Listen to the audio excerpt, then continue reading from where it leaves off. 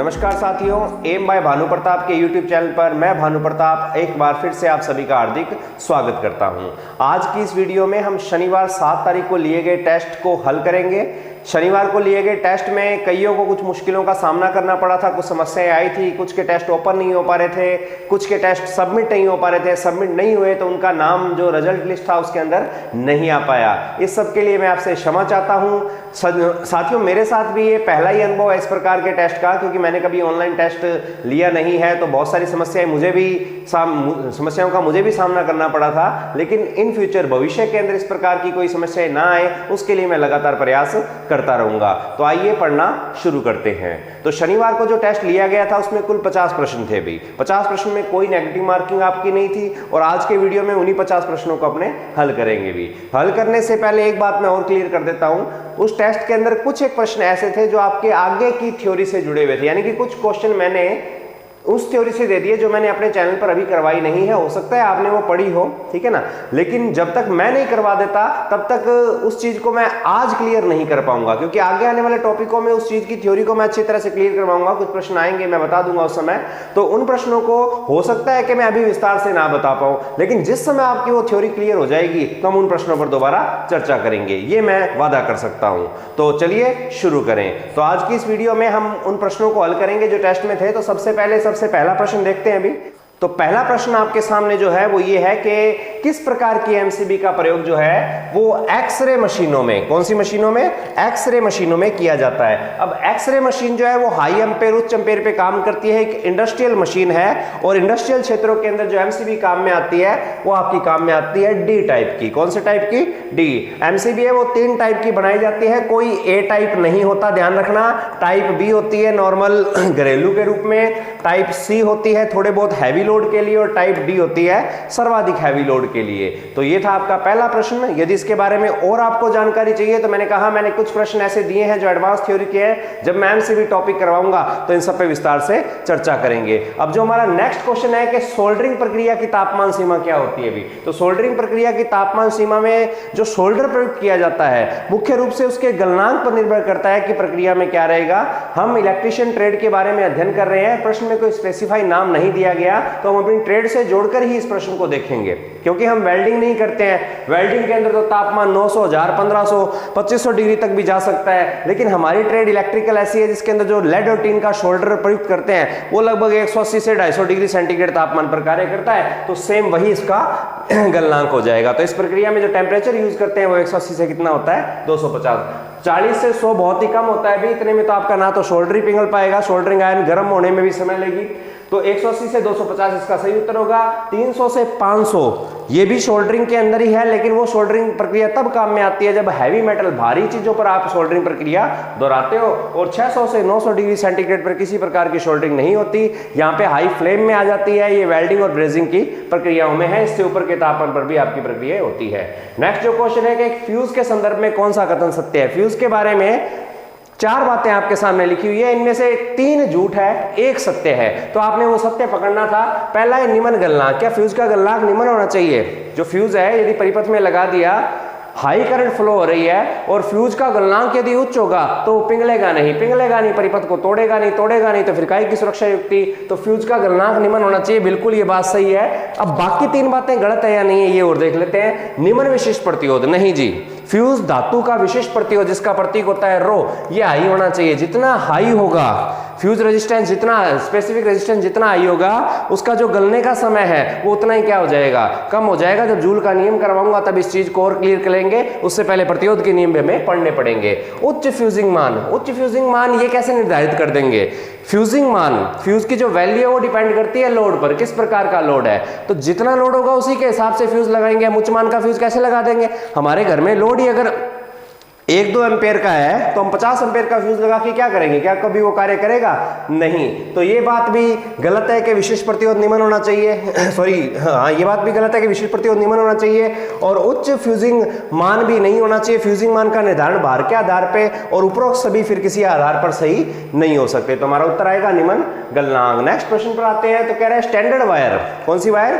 Standard wire. पहले तो ये पता होना चाहिए स्टैंडर्ड वायर, मैंने कहा था कुछ चीजें आगे की आएंगी। स्टैंडर्ड वायर वो वायर है जिसमें 5 या 6 या 8 या 10 एल्युमिनियम या तांबे की तारों के बीच में 1 या 2 स्टील की तार रखकर मरोड़ कर तैयार की जाती है, उसे बोलते हैं। तो देखते हैं क्या है। एक स्टैंडर्ड वायर पर अंकित है 35/6। 35/6 इन वायरों को अंकित करने का एक विशेष तरीका काम में लाया जाता है। तो इससे पता चलता है कि तार में मुख्य चालक, तो प्रश्न है कि स्टैंडर्ड वायर पर 35/6 अंकित है और उससे पता लगता है कि तार में मुख्य चालक।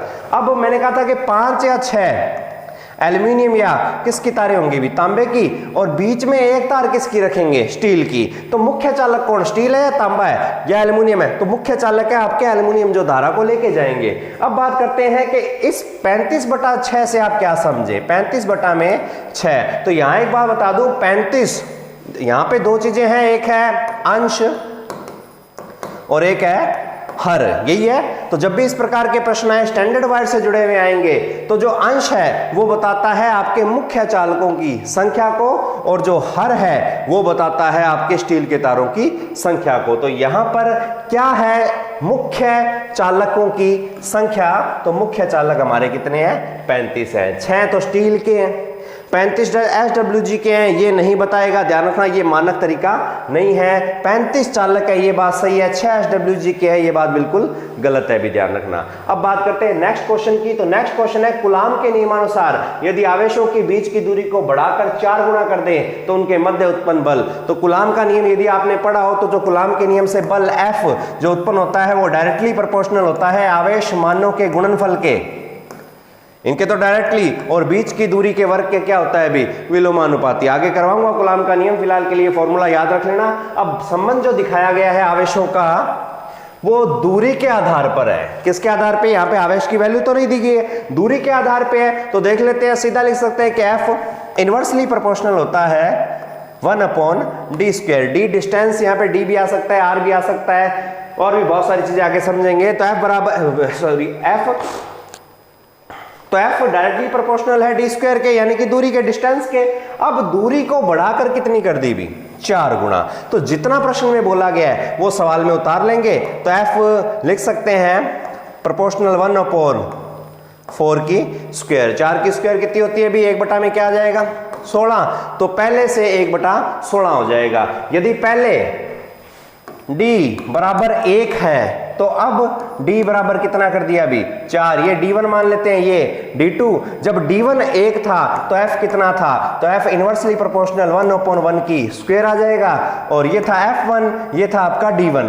और यहां पर यदि f2 दोबारा जब डिस्टेंस बढ़ा दिया उसको ज्ञात करेंगे तो ये आ जाएगा आपका 1/4 की स्क्वायर। तो f आ जाएगा आपका, f2 आ जाएगा आपका 1/16, यानी कि पहले से 16 गुना कम। यदि यहाँ सीधा 16 आ जाता तो 16 गुना बढ़ता, 1 में 16 आया तो 16 गुना घटेगा। इसका उत्तर आएगा आपका डी। अब बात करें अगले प्रश्न की, तो अगला प्रश्न देखते हैं क्या है भी।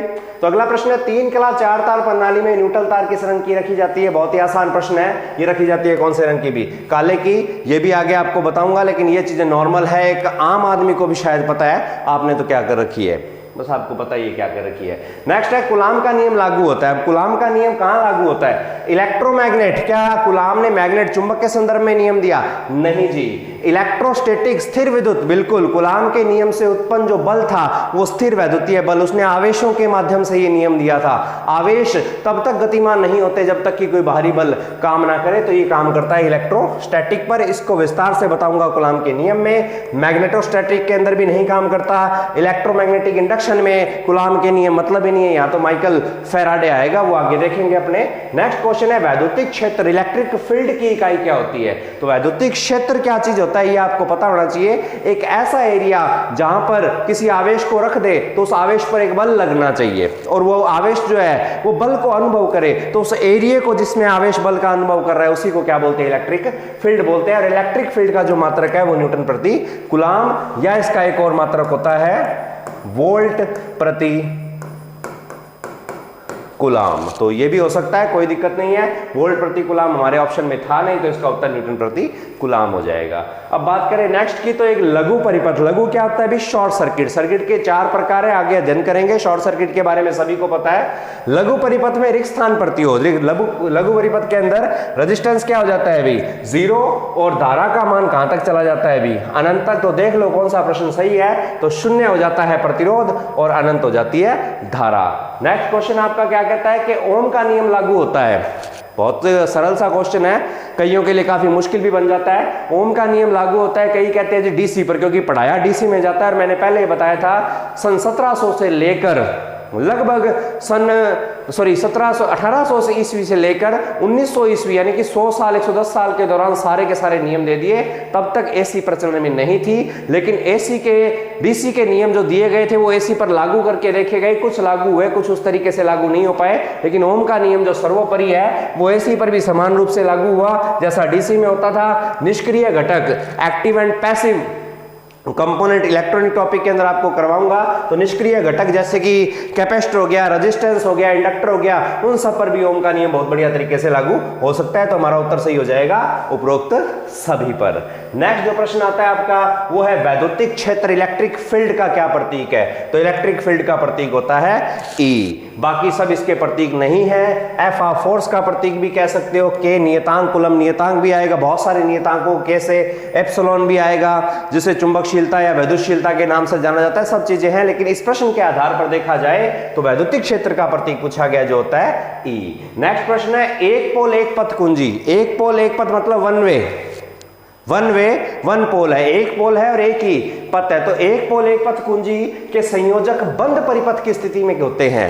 परिपथ बंद, अब परिपथ की अवस्थाएं बंद देखते हैं अभी, क्या पहचान पाते हो? ये एक लैंप है, यहां पे मैंने न्यूट्रल दे दिया, ये इसकी दूसरी तार, यहां हमने एक पोल एक पथ कुंजी का प्रयोग किया भाई, और यहां हमने फेज दे दिया। अब ये सर्किट की कौन सी अवस्था है पहचानोगे तो पता लग जाएगा। ये सर्किट की अवस्था है ओपन, क्या है भी ओपन। और जब ओपन सर्किट अवस्था है तो जो ये वन वे स्विच लगा हुआ है, इसके जो संयोजक है इस समय है NO, ये भी ओपन ही है। जब परिपथ बंद होगा, परिपथ बंद होने का मतलब ये नहीं है कि लैंप काम नहीं कर रहा, परिपथ बंद तो युक्ति चालू होती है। यहां से स्विच को यदि ये कर दे तो परिपथ की अवस्था अब ओपन से क्या होगी अभी, ये होगी क्लोज। क्लोज को क्या बोलते हैं? बंद, परिपथ बंद, स्विच के कॉन्टैक्ट क्या हो गए हैं? NC, NC मतलब क्लोज, तो ये भी क्लोज यानी कि बंद होंगे। आगे और चर्चा सब आएंगे, क्वेश्चन ध्यान रखना। वैद्युतिक क्षेत्र में स्थित किसी सतह के लंबवत तल में से गुजरने वाले कुल वैद्युतिक बल रेखाओं की संख्या को रिक्त स्थान से कहा जाता है। वैद्युतिक बल रेखाओं की संख्या किससे कही जा सकती है? चुंबक तो थोड़ा बहुत याद ही होगा, चुंबकीय बल रेखाओं की संख्या फ्लक्स कहलाती थी, तो वैद्युतिक बल रेखाओं की संख्या क्या कहलाएगा? वैद्युतिक फ्लक्स कहलाएगा। जब गॉस का नियम पढ़ाऊंगा तब इस चीज को विस्तार से आपको मैं बता दूंगा। नेक्स्ट जो प्रश्न आता है आपका 14वां कि किसी तार की लंबाई यदि दोगुनी कर दी जाए तो उसकी प्रतिरोधकता, प्रतिरोधकता क्या चीज होती है, ये यदि क्लियर है तो उत्तर आ जाएगा। प्रतिरोधकता बोलते हैं विशिष्ट प्रतिरोध को। कई जने समझ लेते हैं कि जी उसके प्रतिरोध पर क्या प्रभाव पड़ेगा। रट्टे मारने वालों का हाल देखो क्या होता है, इधर देखो बोर्ड पे R प्रोपोर्शनल होता है L/A, लंबाई के समानुपाती, कटाक्ष क्षेत्रफल के विलोमानुपाती। आपसे प्रतिरोध नहीं पूछा, उसके बाद में लिख सकते हैं कि R बराबर आगे आएगा टॉपिक, या R बराबर होता है रो L बटा में A। याद होगा शायद आपसे इस रो के बारे में पूछा गया है।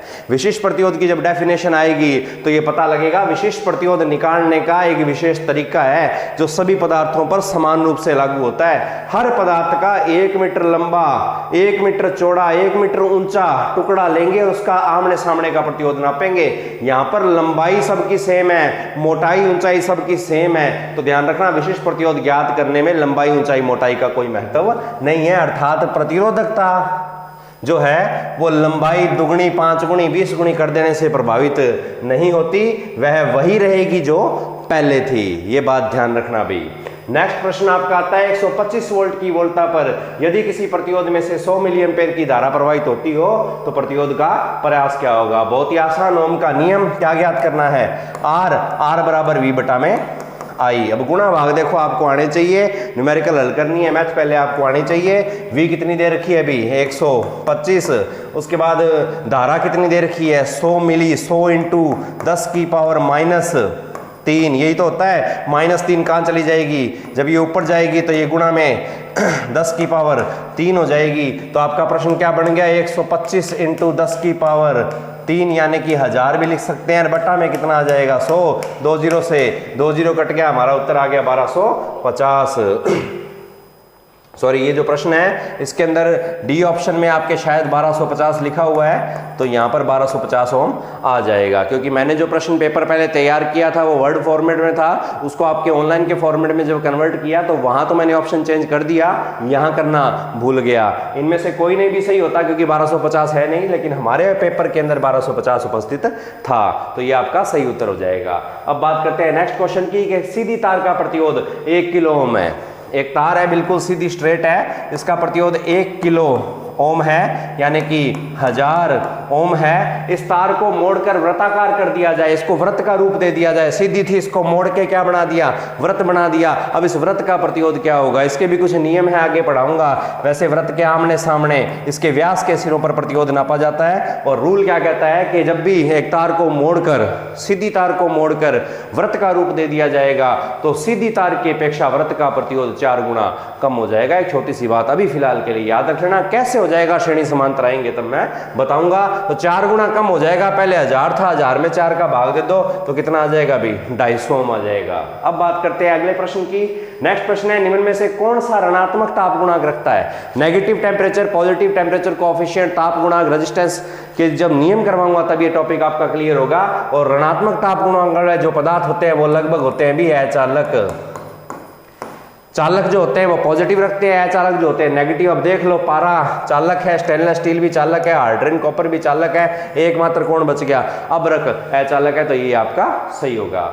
नेक्स्ट क्वेश्चन क्या कहता है, तार में से 0.75 एम्पेयर की धारा 1.5 वोल्ट पर जा रही है। 0.75 की धारा 1.5 वोल्ट पर जा रही है, तार की लंबाई 5 मीटर व काट क्षेत्रफल 2.5 इंटू 10⁻⁷ मीटर हो, तो तार का रो क्या होगा? तो रो ज्ञात करने का बहुत ही सरल सा सूत्र है, रो बराबर होता है R इंटू ए बटा में L। बस इसी फॉर्मूले का उपयोग कर लो। R दे रखा है आपके, दे ही नहीं रखा पहले तो बात है, तो R ज्ञात कर सकते हैं, R बराबर होता है V बटा में I, बहुत ही आसानी से ज्ञात कर सकते हैं, थोड़ी देर पहले किया था, V बटा में I, V कितना है 1.5, I कितनी 0.75, हल किया कितना आया 2 ओम, तो बहुत आसानी से R का मान लिख लो 2 इंटू एरिया, एरिया कितना दे रखा है भी, ये रहा काट क्षेत्रफल, क्रॉस सेक्शनल एरिया 2 गुणा 10⁻⁷, तो यहाँ पे लिख लेंगे 2 इंटू 2.5 सॉरी,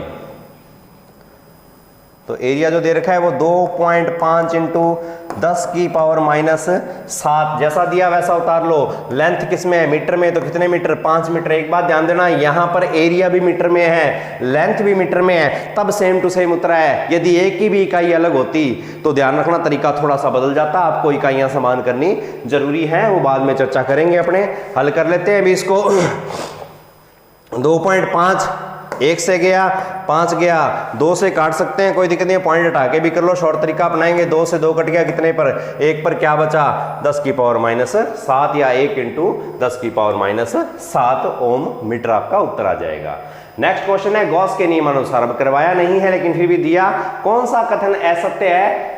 पहला है, भिन्न भिन्न आकार की सतहों पर समान रूप से लागू होता है। बिल्कुल, सतह चाहे कैसी भी हो, सतह चाहे त्रिभुजाकार हो, सतह चाहे वृत्ताकार हो, आयताकार हो, वर्गाकार हो, कोई मैटर नहीं करता, गॉस का नियम हर सतह पर सेम रूप से लागू होता है। बाहरी आवेश पृष्ठ के आवेश को प्रभावित नहीं करता, बिल्कुल सही बात है। यदि सतह में कोई आवेश चार्ज पड़ा है, यहां पड़ा है, यहां पड़ा है, तो बाहर का कोई भी चार्ज सतह के चार्ज को प्रभावित, आवेश को प्रभावित नहीं कर पाता। यह भी गॉस का नियम, बिल्कुल सही बात है। आवेश की स्थिति बदल जाने से वैद्युतिक फ्लक्स का मान भी बदल जाता है, नहीं बदलता जी।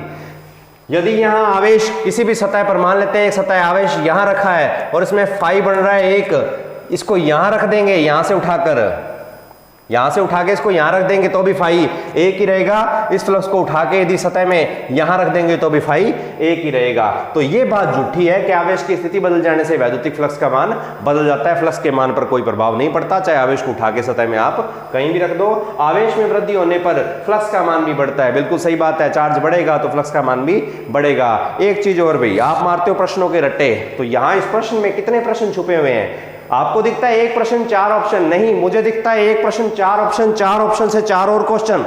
समझ में आ रही है बात? उन 4 क्वेश्चनों से 4 और ऑप्शन और उन 4 ऑप्शनों से पता नहीं कितने प्रश्न। तो इस तरीके से प्रश्न बनाना शुरू करो। अब इसको देखते हैं कौन सा कथन असत्य है। यदि यहां सिर्फ एक हटा के सत्य लगा देते तो 5वां ऑप्शन भी हमें देना पड़ता। 5वां ऑप्शन क्या होता कि ए, बी और डी तीनों। तो इस प्रकार से तो प्रश्न की महत्व समझो भाई कि उसके अंदर क्या बातें लिखी है। थ्योरी क्लियर होनी जरूरी है। इस टॉपिक को तब कर पाओगे जब पूरी तरह से गॉस का नियम आपको समझ में आएगा। अब वो नहीं हुआ तो तुक्के मारोगे नेगेटिव में जाओगे। इस बात का ध्यान रखना। तो ये 19वां प्रश्न। 20वां प्रश्न और देख लेते हैं। ओम के नियमानुसार यदि परिपथ के प्रतिरोध में वृद्धि कर धारा पूर्ववत रखनी हो तो बोलता ओम का नियम सीधी सी बात है 20 समानुपाती क्या कहता है। आई यदि आपको धारा पूर्ववत रखनी है, इसको नियत करना है, लेकिन वृद्धि कर रहे हो किसमें? प्रतिरोध में। यदि आर बढ़ेगा, आर क्या होगा? बढ़ेगा, तो जाहिर सी बात है परिपथ की धारा क्या होगी? कम। लेकिन हमें धारा घटानी नहीं है, धारा घटानी नहीं है, प्रतिरोध बढ़ाना है। तो वोल्टेज को भी V समानुपाती I के अनुसार हमें क्या करना पड़ेगा? बढ़ाना पड़ेगा। तो हमें वोल्टेज भी बढ़ानी पड़ेगी। तो यहां तक 20 प्रश्न अपने पूरे होते हैं। अब चलते हैं नेक्स्ट प्रश्न यानी कि 21वें पर। क्या कहता है कि नाइक्रोम के हीटिंग एलिमेंट की लंबाई को आधा करके यदि उसे उसी वोल्टेज से जोड़कर दोबारा जोड़ा जाए तो उसकी ऊष्मा पहले से बढ़ जाएगी। लंबाई घटी है, रेजिस्टेंस घट गया, लेंथ इतनी लंबी थी, काट के आधा कर दिया, आधा किया, प्रतिरोध भी आधा, प्रतिरोध आधा, धारा पहले से ज्यादा जाएगी तो ऊष्मा भी I²RT के हिसाब से बढ़ जाएगी। तो ये 21वां। आप देखते हैं नेक्स्ट प्रश्न आपका। तो देखिए 22वां क्वेश्चन। नीला काला भूरा अंकित प्रतिरोध 90 वोल्ट से जुड़कर कितनी धारा लेगा? तो वोल्टेज 90, धारा I ज्ञात करनी है। ओम के नियम से I बराबर क्या होता है? V बटा में R। V तो दे रखी है हमारे पास 90, लेकिन क्या नहीं है? R लापता है। तो R निकल सकता है नीला काला भूरा से। तो नीले की वैल्यू कितनी होती है भाई? 6, काले की वैल्यू 0, भूरे की वैल्यू 0 यानी कि 10। तो 600 ओम का प्रतिरोध है, 90 वोल्ट की वोल्टेज से जुड़ा है। तो 90 में 600 का भाग लगा दो, 0 से 0 कट गई, ये कट गया 3 से, ये कट गया 3 से, 3 बटा में 20 हल करोगे तो आपका उत्तर आएगा 0.15 एम्पेयर। 0.15 एम्पेयर को यदि आप कन्वर्ट करोगे मिली में तो इसका गुणा करना पड़ेगा किससे? 1000 से। 1000 से गुणा किया तो बटा में इसके 2 0 लग जाएंगे भी, पॉइंट इसका हट जाएगा, 2 0 से 2 0 कट जाएंगे, 15 का गुणा होगा 10 से, 15 का गुणा 10 से किया तो कितना आ गया? 150 मिली एम्पेयर। तो ये हो गया आपका कौन सा प्रश्न भी? 22वां। अब चलते हैं नेक्स्ट प्रश्न पर। 23वां। ओम के नियम के लागू होने की एक शर्त है। क्या शर्त है जब ओम का नियम? तो ओम ने सीधे शब्दों में कहा था नियत तापमान में नियत भौतिक परिस्थितियां। करंट वोल्टेज से प्रभावित है तो ओम का नियम ही कहता है कि प्रवाह प्रभावित नहीं रह पाएगी। प्रतिरोध तार कुंडली तो कोई जरूरी नहीं है, तार सीधी हो, कुंडली के रूप में हो, यू आकृति की हो, वी आकृति की हो, मैटर नहीं करता, नियम समान रूप से लागू होता है। तापमान नियत रहना जरूरी है, ये गलत ये गलत।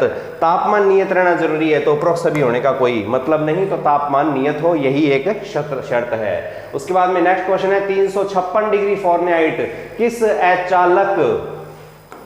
अचालक वर्ग का तापमान है? तो अचालक वर्ग की सारणी है भी Y A E B F H C, कभी ना कभी पढ़ी होगी, आगे मैं भी पढ़ाऊंगा। तो इसके अंदर यहाँ की बात करें तो ये 90, ये 105, ये 120, ये 130, ये 155 आएगा, H आएगा 180, C आएगा 250 तक आ जाएगा मैक्सिमम आपका। लेकिन ये सभी मान है डिग्री सेंटीग्रेड में। किसमें है? Degree centigrade. डिग्री सेंटीग्रेड में वैल्यू है, उत्तर जो प्रश्न दे रखा है उसमें फ़ारेनहाइट दे रखा है भी। यहाँ कंफ्यूजन पैदा करना जरूरी था। 356 डिग्री फ़ारेनहाइट को जब सेंटीग्रेड में कन्वर्ट करेंगे तो आएगा 180 डिग्री सेंटीग्रेड। और 180 डिग्री किसका तापमान है भी? H का। इस प्रकार से अब कैसे कन्वर्ट करते हैं आगे टॉपिक में बताऊंगा। मैंने कहा था कुछ टॉपिक में विस्तार से नहीं करा पाऊंगा। नेक्स्ट क्वेश्चन है correct form of Ohm's law. Ohm's law की दिए गई 4 फॉर्म में से, 4 ऑप्शन में से सही कौन कौन से हैं? तो हमने कहा था कि I बराबर V बटा R, नहीं कहा था, ये बिल्कुल गलत है। V समानुपाती I बिल्कुल सही है। V बराबर I इंटू R बिल्कुल सही है, ये भी ओम के नियम से ही बिल्कुल सही है। अब B एंड C तो ये सही होगा क्योंकि B भी सही है C भी सही है, तो उत्तर सही होगा D, क्योंकि D में लिखा क्या है? B और C दोनों। नेक्स्ट क्वेश्चन की बात करें तो समान धारा प्रवाह वाले 2 चालकों को समीप लाने पर उनके मध्य उत्पन्न बल की प्रवृत्ति होगी। 1 एम्पेयर की परिभाषा, बल का नियम करवाया गया था, 2 चालक लिए गए थे, दोनों में धारा प्रवाह की की दिशा क्या थी भी, सेम थी, तो इनके मध्य है वो 2 इंटू 10 की पावर फलाना न्यूटन का बल पैदा हुआ। तो बल की प्रवृत्ति क्या थी, आकर्षित करने की। यदि धारा की दिशा बदल दे तो प्रतिकर्षण होगा, प्रश्न के अनुसार आकर्षित करने का बल उत्पन्न होगा। नेक्स्ट क्वेश्चन, 30 ओम प्रतिरोध की एक तार की लंबाई को 2 गुनी व कटाक्ष क्षेत्रफल को आधा कर दें तो उसके प्रतिरोध पर क्या प्रभाव पड़ेगा। सरल सा फॉर्मूला है, R proportional L upon A। प्रश्न में जो जो जैसे बोला गया है, लंबाई जैसी कही गई है वैसी कर दो, कटाक्ष क्षेत्रफल जैसा बोला वैसे कर दो, हल कर लो, उत्तर आ जाएगा।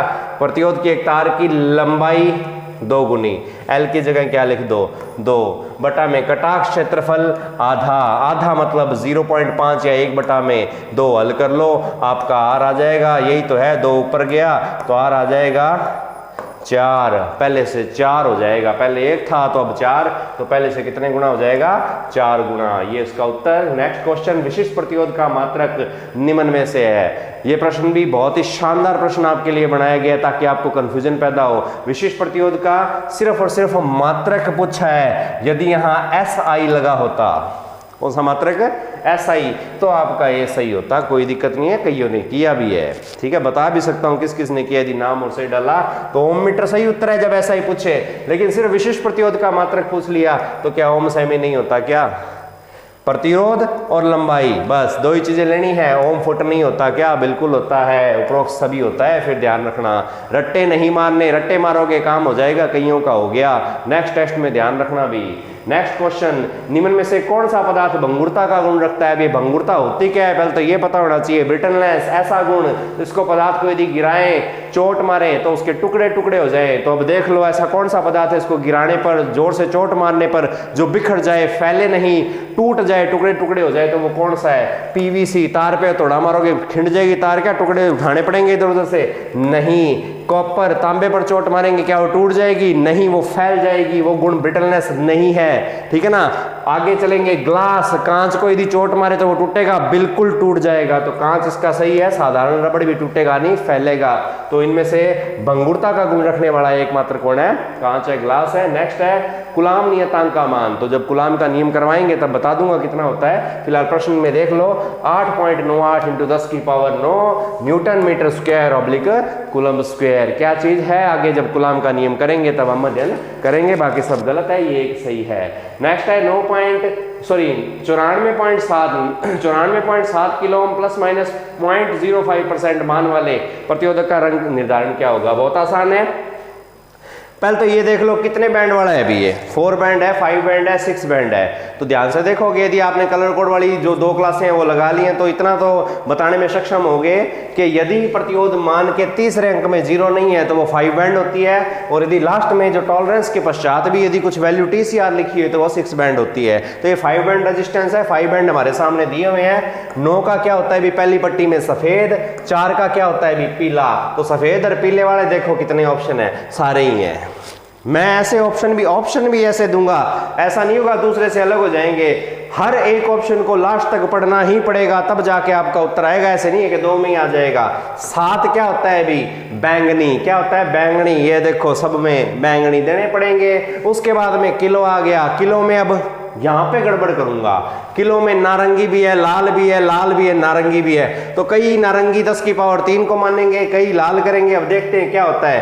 तो 94.7 × 10 की पावर 3 को जब हल करोगे तो ये हो जाएगा इतना, 94,700। अब 94,700 का मान निकालना है। 9 का सफेद, 4 का पीला, 7 का बैंगनी, कितनी जीरो बचेगी, 2। 10 की पावर 2 देखना है क्या आएगा, लाल आएगा। तो इसका मतलब ऑप्शन ए और डी परिपथ से बाहर हो गए हमारे, और बच गया ऑप्शन बी और सी। सी और बी कब क्लियर होंगे, जब ये 0.05 देखेंगे। 0.05 आपका स्लेटी का होता है। तो सफेद, पीला, बैंगनी, लाल और स्लेटी। कलर कोड वाले वीडियो ध्यान से देख लेना, इसको करने में सक्षम हो जाओगे भी।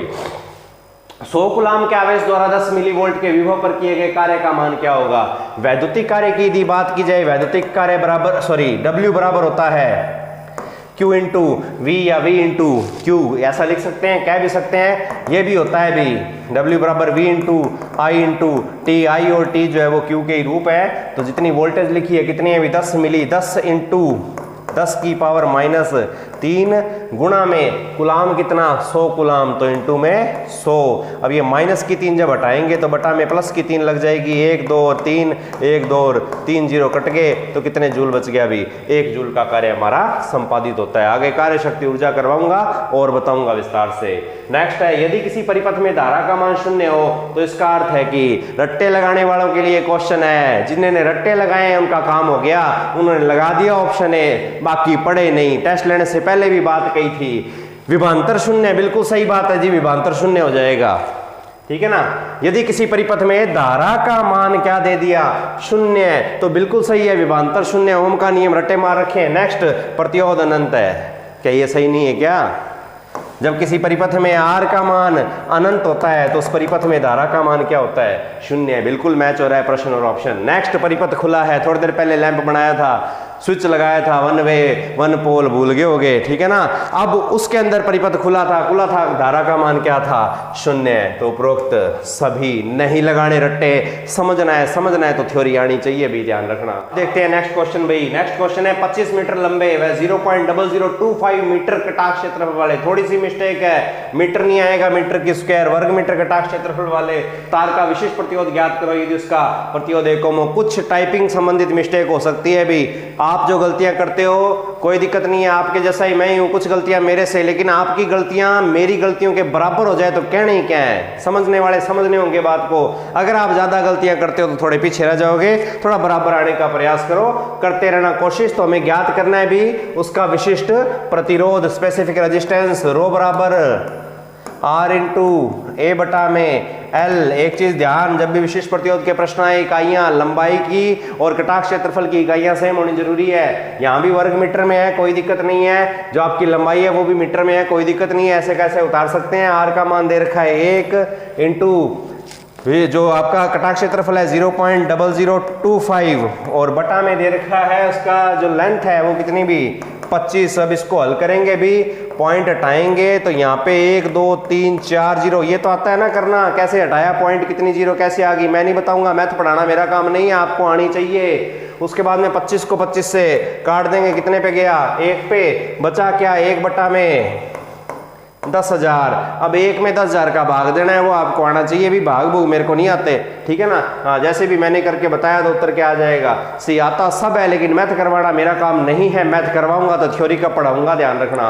और भी बहुत क्लासे मैथ वाली है, वो लगाओ, अगर नहीं आता तो अरे यहाँ भाग दो तभी दे दो, थारो टाइम है थे जानो 1 में 10,000 को भाग देता रहे हो, करता ही लोग 10 प्रश्न कर देंगे आपसे, एक ही होगा, तो अपने थोड़े तरीके सुधार लो। नेक्स्ट क्वेश्चन है, निम्न में से कौन चालकता को प्रदर्शित करता है? फिर रट्टे वाले मारे जाएंगे, यहाँ पे इनको थ्योरी आती है वो सही कर देंगे। चालकता जी बराबर 1 बटा में आर, ये मैंने करवा दिया, रट्टे मार लिया, ऑप्शन ए पे टिक लगा दिया, बाकी देखे नहीं। देखो बी बराबर, बी ऑप्शन है आई बटा वी, जी बराबर आई बटा वी, आर बराबर होता है वी बटा में आई, होता है कि नहीं होता। यदि इसको उलट दें तो आर का उल्टा जी अर्थात चालकता इसके बराबर हो जाएगी, समझाऊंगा ओम का नियम आने दो। उसके बाद में सी ऑप्शन सिग्मा ए बटा में एल, ये भी किसके तुल्य है, जी के, जी दोबारा आएगा, जी काट दूंगा थारोई में मैं, तो ये फिर से आएगा जी, ध्यान रखना, और जी लगा के पढ़ना नहीं तो जी निकल जाएगा, तो इसलिए ये टॉपिक जब आगे आएगा तो अच्छी तरह से क्लियर करने का प्रयास कर। तो ये समझ में आ गया होगा। अब चलते हैं नेक्स्ट प्रश्न की ओर। नेक्स्ट प्रश्न है, 1 कूलाम व -5 कूलाम के 2 आवेश हवा में है, इनके मध्य उत्पन्न बल की दिशा क्या होगी? तो आवेशों के कुछ नियम है, 2 यदि धनात्मक आवेश पास पास लाएं, 2 यदि ऋणात्मक आवेश पास पास लाएं, एक धनात्मक और ऋणात्मक आवेश पास पास लाएं, तो जिनमें कार्यरत बल है वो किस दिशा में कार्य करेगा? यहां नजदीक लाएंगे, ये और ये एक दूसरे से दूर भागेंगे, इनको नजदीक लाएंगे, ये और ये एक दूसरे से दूर भागेंगे, इनको नजदीक लाएंगे तो ये एक दूसरे के और नजदीक आने का प्रयास करेंगे। तो हमारे पास 2 आवेश हैं, एक पॉजिटिव का 1 कूलाम है, नेगेटिव का -5, तो लिख लेते हैं पॉजिटिव का 1 कूलाम और माइनस का 5 कूलाम है हमारे पास आवेश। इस प्रकार से 2 आवेश हैं, हवा में है, पास पास लाए जा रहे हैं, ठीक है ना। अब मध्य उत्पन्न बल की दिशा, बल किस दिशा में कार्य करेगा? बल ऐसे ऐसे कार्य करेगा या ऐसे कैसे कार्य करेगा? किससे किस ओर कार्य करेगा? कौन किससे किस ओर जाएगा? इसको समझने के लिए मैं एक छोटा सा उदाहरण देता हूं चुंबक का। आपके पास 2 चुंबक है, एक चुंबक ये रही, इसका वजन है 1 किलो, एक चुंबक ये रही, इसका वजन है 5 किलो, ठीक है ना। विपरीत ध्रुवता, ये N, ये S, ये N, ये S पास पास हवा में है, बल कैसे काम करेगा, कौन किसको अपनी ओर खींचेगा? 1 किलो वाला 5 किलो वाली चुंबक को अपनी ओर खींचेगा, या 5 किलो वाली चुंबक है वो 1 किलो वाले को अपनी ओर खींचेगी? तो ध्यान से देखना, जिसका वजन ज्यादा है, जिसका द्रव्यमान ज्यादा है, जिसका आवेश ज्यादा है, वो कम आवेश वाली वस्तु को अपनी ओर खींचेगी। तो बल की दिशा क्या होगी? तो ध्यान से देखते हैं, 1c से दूर, 1c से दूर, दूर जाने का मतलब तो कहीं भी जा सकता है, इधर जा रहा है ये, ठीक है, इससे दूर होगी बल की दिशा, क्या नहीं कह सकते, क्योंकि बल केवल अकेला नहीं है, बल के अलावा भी और भी चीज है। दूसरा देखिए, -5c से दूर, वही बात है, -5c से दूर इस दिशा में जा सकती है, लेकिन -5c अकेला नहीं है, दूसरा बल भी है, तो वो भी शामिल होना जरूरी है। नेक्स्ट प्रश्न, नेक्स्ट ऑप्शन है 1c से -5c की ओर, 1c चलेगा -5c की ओर, क्या ये चलेगा? क्या बल इस दिशा में कार्य करेगा? बिल्कुल करेगा। 1c अगर इसको माने, ये -5c माने, तो ये चुंबक इसकी ओर आएगी 100%, ये चुंबक इसकी ओर, ये आवेश इसकी ओर आएगा। अंतिम -5c से 1c की ओर नहीं आ पाएगा, क्योंकि ज्यादा आवेश का मान है वो हमेशा कम आवेश के मान को अपनी ओर खींचने का प्रयास करता है, ध्यान रखना। एक कहावत है, पैसा पैसे को खींचता है। इसके पीछे एक उदाहरण भी, एक कहानी भी बता देता हूं।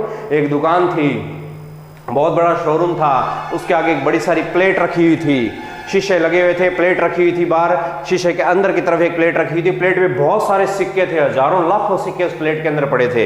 एक गरीब सा आदमी ITI की वहां से निकला, ठीक है ना, उसके आगे से निकला और देखा, अरे वाह, सिक्का पीसा पड़ा है, जेब में आपने ही पीसा पड़ा है, और उस ITI वाले ने कहीं सुन रखा था कि पैसा पैसे को खींचता है। बिल्कुल सही बात है, उसने भी सुन रखा था कि पैसा पैसे को खींचता है। उसकी जेब में कुछ सिक्के पड़े थे, उसने वो सिक्के जाके उस प्लेट में रख दिए, ठीक है, प्लेट में अपनी जेब से सिक्के निकाल के उसके अंदर रख दिए। अब उसके मन में था पैसा पैसे को खींचेगा। अब देखा, हाँ भाई पैसा उसके पास चला गया, ले चलो खींच लेते हैं। जैसे वो खींचने गया, दुकान का मालिक आ गया, हाँ भाई किया ITI क्रेडिट है ना, तो वही बात है, वो कहता है नहीं मैंने सुना था पैसा पैसे को खींचता है। दुकानदार कहता है बिल्कुल सही बात है, तूने सही सुना था, पैसा पैसे को खींचता है, पैसे ने पैसे को खींच लिया, चाल निकल, तैयारी करा आपकी। तो समझ गए होगे बात को। सेम वही बात है, ज्यादा है वो कम को अपनी ओर खींचेगा ही खींचेगा, तो ये चीज है भी ध्यान रखना। अब बात करते हैं नेक्स्ट क्वेश्चन की। तो नेक्स्ट क्वेश्चन की जो बात है वो है कूलाम का नियम किस नियम से नियतार्थ है, यानी कि किस नियम से संबंधित है। तो कूलाम का नियम है वो गुरुत्वाकर्षण के नियम से भी संबंधित है, कूलाम का नियम है वो गॉस के नियम से भी संबंधित है। आगे जब पढ़ेंगे तब और क्लियर कर लेंगे इस चीज को। नेक्स्ट है भूरा, लाल, काला, लाल, चांदनी, 5 पट्टियां आ गई। प्रतिरोधक का न्यूनतम प्रतिरोध मान क्या होगा? नहीं बताया, क्योंकि वीडियो 2 भी बनी है, अभी आगे और वीडियो बनाऊंगा जब प्रतिरोध की, तो उसके अंदर ये चीज क्लियर करेंगे। टॉलरेंस का महत्व क्या है वो इसके अंदर पता लग जाएगा। कईयों ने पढ़े हैं लेकिन पता नहीं है, आज उनको भी पता लग जाएगा। भूरे का 1, लाल का 2, काले का 0, फिर लाल के 2 0, चांदनी का ±10%। ये आ गया आपका मान, 12,000 ओम का प्रतिरोध है। लेकिन मैंने ये नहीं पूछा ये कितने ओम का है। ध्यान से देखो, ये रंग है प्रतिरोधक का न्यूनतम प्रतिरोध मान क्या होगा। क्या पूछा गया है? न्यूनतम, मिनिमम। कईयों ने ठोका है सी, हल है आप आगे 12,000 किलो में बदला। गुरुजी बतायो, गुरुजी तो और भी की बतायो, क्लास में तो बतायो, लेकिन वीडियो में कौन बतायो वो बता देता हूं। तो 12,000 ±10%। यदि पूछता है यहां पर अधिकतम, ठीक है ना, तो प्लस में लेते। यदि पूछ रहा है न्यूनतम तो माइनस में लेंगे। कितने %? 10%। तो सबसे पहले 12,000 का कितने % निकालो? 10%। कितना आएगा भी? 1200 ओम। अब पूछा है कितना होगा, तो 12,000 माइनस 12,000 का कितने %? 10%। तो 12,000 का 10% माइनस करो, कितना होता है अभी? 1200। तो ये बचेगा कितना? 10,800 ओम। अब 10,800 को अब किलो में बदल दो तो 10.8 किलो ओम आ जाएगा। इया वे थाने को नहीं आवे, सीख जाओगा, कोई नहीं सीख नहीं आया हो।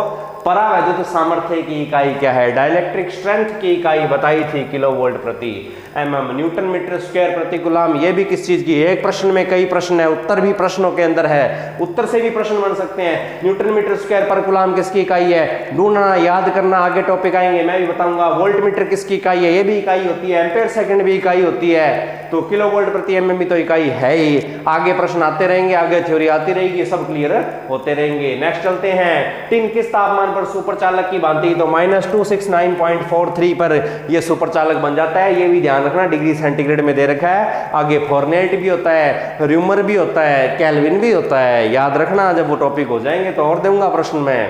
नेक्स्ट प्रश्न आता है आपका, कार्बन फिल्म प्रतिरोधक किस अधिकतम तापमान पर कार्य कर सकते हैं? ये भी बताया था, मैक्सिमम टेम्परेचर कार्यकारी 155 डिग्री पर काम कर सकते हैं। इससे भी ज्यादा करवाना है तो मेटल फिल्म यूज करो। उसके बाद में पीला, लाल, काला, भूरा, हरा, कितने बैंड? 5 बैंड। प्रतिरोधक का प्रतिरोध मान, अब की बारी प्रतिरोध मान ही बताना है। तो पीले का 4 आ जाएगा, लाल का 2 आ जाएगा, काले का 0, भूरे का फिर 0 और हरे का देखते हैं क्या आएगा। हरे वाले लिखे ही हुए हैं, कोई टेंशन वाली बात नहीं है। 4, 2, फिर आ गया आपका काला, फिर आ गया भूरा और फिर आ गया प्लस माइनस हरा, तो हरे का 0.05% आ जाएगा। तो 4200 ओम है। अभी कितने ओम है? 4200 ओम को सही करें तो 4.2 किलो ओम प्लस माइनस 0.5% आ जाएगा। तो ये आपका क्लियर है। नेक्स्ट आता है, किसी तार की त्रिज्या यदि दोगुनी कर दी जाए तो उसका प्रतिरोध क्या होगा? तो यहाँ पे त्रिज्या और रेजिस्टेंस में क्या रिलेशन है? सूत्र है R प्रोपोर्शनल L/A। ए मतलब एरिया, एरिया त्रिज्या नहीं होती, एरिया कुछ और होता है। एरिया बराबर क्या होता है? तार जो है वो लगभग वृत्तीय कटाक्ष क्षेत्रफल वाले हैं, तो एरिया ये निकाला जाएगा एरिया जो निकाला जाएगा वो हो जाएगा पाई आर स्क्वायर से। पाई नियतांक है तो हम लिख सकते हैं एरिया जो है वो प्रोपोर्शनल होता है आर की स्क्वायर के। यदि त्रिज्या दुगुनी कर दी जाएगी, आर यदि दुगुनी कर दी जाएगी तो एरिया भी उसके वर्ग के अनुसार परिवर्तित होगा। तो त्रिज्या दुगुनी 2 का स्क्वायर कितना भी 4, तो हमारा एरिया भी कितना आ जाएगा? 4 आ जाएगा। अब रूल के अंदर यहां पर ये फॉर्मूला अपना लेंगे कि आर इनवर्सली प्रोपोर्शनल है 1 एरिया के, तो हमारा आर जो है वो आएगा 1/4, यानी कि 4 गुना कम हो जाएगा पहले से। नेक्स्ट प्रश्न क्या कहता है? 200 किलो ओम का प्रतिरोधक 5 वोल्ट की सप्लाई से जुड़कर कितनी धारा लेगा? ओम का नियम बहुत ही आसान, I बराबर V बटा में R। क्या करना है? 200 किलो ओम के प्रतिरोधक को 5 वोल्ट का वोल्टेज देना है, तो 5 बटा में 200 इंटू 10 की पावर 3, 5 एकम 5, 5 चौके 20, ये आ जाएगा 1 बटा में 40 इंटू 10 की पावर 3। इसको जब हल करोगे आप लोग तो आपका उत्तर आएगा 0.0000025 एम्पेयर। सॉल्व करके देखना 0.00025 एम्पेयर को जब आप माइक्रो, आपके ऑप्शन किसमें है भी माइक्रो में कन्वर्ट करोगे तो गुणा करना पड़ेगा 10 की पावर 6 से, और 10 की पावर 6 से जब गुणा करोगे आपका उत्तर आएगा 25 माइक्रो एम्पेयर। तो ये सवाल थोड़ा सा हो सकता है कैलकुलेशन में आपको दिक्कत दे, बाकी आप लोग कर सकते हो, है ओम का नियम ही। अब बात करते हैं हमारे नेक्स्ट प्रश्न की। तो देखो भी नेक्स्ट क्वेश्चन आपका 45वां, एक लैंप युक्ति को 4 स्थानों से नियंत्रित करने के लिए कितनी माध्यमिक कुंजियों की आवश्यकता होती है? माध्यमिक कुंजियां चाहिए आपको 2। कितनी इंटरमीडिएट स्विच की आवश्यकता होती है? 2 इंटरमीडिएट। परिपथ जब बनता है इसका तो 2 तो 2 वे स्विच चाहिए और 2 इंटरमीडिएट स्विच चाहिए। यदि 3 स्थानों से नियंत्रित करनी है तो 2 2 वे स्विच चाहिए, 1 इंटरमीडिएट स्विच चाहिए। यदि 2 स्थानों से नियंत्रित करना है तो इंटरमीडिएट की कोई आवश्यकता नहीं है। इंटरमीडिएट तब काम में आता है जब आपका कोई लैंप या युक्ति 3 या अधिक स्थानों से नियंत्रित करनी हो, तब इंटरमीडिएट स्विच आपको चाहिए। तो हमें 4 स्थानों से करनी है तो 2 इंटरमीडिएट चाहिए, 5 स्थानों से करनी है तो 3 इंटरमीडिएट चाहिए, 6 स्थानों से करनी है तो 4 चाहिए। हर बार परिपथ के शुरुआत और अंत में एक 2 वे स्विच लगता है। आगे जब सर्किट वगैरह बताऊंगा तब मैं और समझा दूंगा। नेक्स्ट क्वेश्चन है, what colour is a 340 kilo ohm resistance with 5% tolerance? 340 kilo ohm का प्रतिरोध है, 5% की सहिष्णुता रखता है। कलर कोडिंग क्या होगी? बहुत आसान है, जो 3 है उसका आ जाएगा आपका नारंगी। तो सबसे पहले ऑरेंज, देखो सब में ऑरेंज है। 4 का आ जाएगा पीला यानी कि येलो। अब देखो येलो किस किस में है? तो येलो ए और डी में है। अब ए और डी में से सही कौन सा है? तो आगे चलते हैं। किलो ओम, किलो ओम की 10 की पावर कितनी? 3 और 1 0, ये रहा 10 की पावर कितनी? 4। सारणी में 10 की पावर 4 गुणांक किसका होता है? येलो का। उसके बाद में फिर से हमें येलो, ऑरेंज, येलो, येलो। अब इसमें ग्रीन आ गया तो ये वैसे ही खारिज हो गया। अंतिम और मिला लेते हैं, क्या पता लास्ट में इनमें से कोई नहीं लिखा हो। तो 5% टॉलरेंस किसकी होती है? अभी गोल्ड की। तो हमारा उत्तर जो सही हो जाएगा वो हो जाएगा ए। तो कर लोगे शायद। नेक्स्ट है, 200 वाट तक के लैंपों में कौन सा होल्डर प्रयुक्त किया जाता है? तो ये भी बहुत आसान क्वेश्चन है। 200 वाट, 1 वाट, 5 वाट, 10 वाट, 15 वाट, 200 वाट तक के लैंपों में होल्डर काम में आता है भी बायोनेट कैप। कौन सा? बायोनेट। ये कहां तक काम में आएगा? मैक्सिमम 200 वाट तक। उसके बाद में जो बात करें एडिशन स्क्रू टाइप की, तो ये काम में आता है 200 से लेकर हाईएस्ट कितने वाट भी? 300 वाट। फिर बात आती है गोलियत एडिशन स्क्रू टाइप की, तो गोलियत एडिशन काम में आता है 300 वाट से जब आपको ऊपर जाना हो। उपरोक्त सभी नहीं आते भी, 200 वाट तक आता है आपका बायोनेट कैप, नॉर्मल हमारे घरों में जो लगा हुआ है वो बड़ा होल्डर। नेक्स्ट क्वेश्चन है, किसी वैद्युतिक युक्ति के धात्विक भाग में धारा के अनैच्छिक प्रवाह से सजीवों की सुरक्षा करने हेतु, बहुत ही अच्छा प्रश्न है, आसानी से कर भी लिया होगा, अर्थ प्रयोग किया जाता है। ओवलसी ओवरलोड के अंदर काम में आती है, लेकिन इस उत्तर के इस प्रश्न के अनुसार सही नहीं है। फ्यूज अतिकरण से बचाता है, लघु परिपथ भंजक यानी कि एमसीबी भी आपकी ओवर करंट से बचाती है, लेकिन जो लीकेज करंट है उससे बचाने की युक्ति कौन है? अर्थ है। उसके बाद नेक्स्ट है 381 ओम प्लस माइनस 5% मान वाले प्रतिरोधक का रंग निर्धारण क्या होगा? तो 385 बहुत ही आसान, 3 देखेंगे नारंगी मिलेगा, 8 देखोगे स्लेटी मिलेगा, 1 देखोगे तो क्या मिलेगा? 5 बैंड है, ध्यान रखना। अब 381, 3 का नारंगी, 8 का स्लेटी, 1 का भूरा, तो नारंगी स्लेटी भूरा देख लो भी कहाँ कहाँ है। ये रहा नारंगी, बैंगनी, खारिज, नारंगी स्लेटी भूरा, बिल्कुल ये हो सकता है, नारंगी स्लेटी भूरा बिल्कुल ये हो सकता है, नारंगी स्लेटी काला, खारिज। तो हमारे पास बी और सी रह गए। नारंगी स्लेटी भूरा 381 का गुणा चौथी पट्टी 5 बैंड है, ध्यान रखना। किससे करेंगे? 381 रहे तो 1 से करेंगे, 1 का रंग क्या होता है भी?